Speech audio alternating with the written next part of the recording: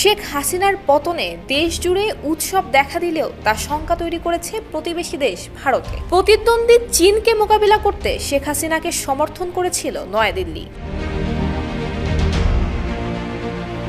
বিশ্লেষকরা বলছেন এটি আঞ্চলিক শক্তিধর দেশটির জন্য একটি কূটনৈতিক সংকট তৈরি করেছে।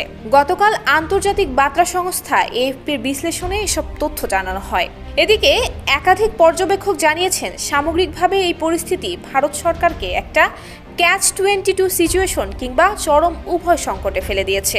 তবে এই কথা মনে করার যথেষ্ট কারণও রয়েছে। প্রথমত, ব্যক্তি শেখ হাসিনার ক্ষেত্রে দিল্লি কী পদক্ষেপ নেবে, দ্বিতীয়ত বাংলাদেশের ভেতরে যা ঘটেছে সেটা কিভাবে দেখছে দিল্লি। 250-টিরও বেশি ডিজাইন অপশন নিয়ে ওয়ালটন স্মার্ট ফ্রিজ, বোঝে আপনার প্রয়োজন। একদল মনে করছেন বাংলাদেশে এখন যে ধরনের ভারত বিরোধিতার ঝড় দেখা যাচ্ছে তাতে ভারত অতি সক্রিয়তা দেখাতে গেলে পরিস্থিতি আরও বিগড়ে যাবে।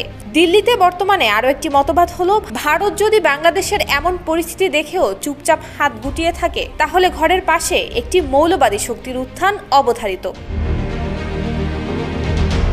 এদিকে বাংলাদেশের অন্তর্বর্তীকালীন সরকারের প্রধান ডক্টর মোহাম্মদ ইউনূস ক্ষমতা গ্রহণের পরই ভারতের প্রধানমন্ত্রী নরেন্দ্র মোদী তাকে শুভেচ্ছা বার্তা জানিয়ে বলেছেন নয়াদিল্লি ঢাকার সঙ্গে কাজ করতে প্রতিশ্রুতিবদ্ধ।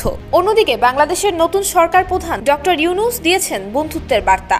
শপথ নেওয়ার আগেই ইকোনমিস্ট ম্যাগাজিনে তিনি লিখেছেন, যদিও কিছু দেশ যেমন ভারত ক্ষমতাচ্যুত প্রধানমন্ত্রীকে সমর্থন করেছে এবং এর ফলে বাংলাদেশি জনগণের শত্রুতাও অর্জন করেছে, তবে এ ধরনের তিক্ততা সরানোর অনেক সুযোগ থাকবে। কিন্তু ভারতীয় গণমাধ্যম দাবি করছে বাংলাদেশ নিয়ে নয়াদিল্লি এখন প্রবল কূটনৈতিক চ্যালেঞ্জের মুখোমুখি হচ্ছে।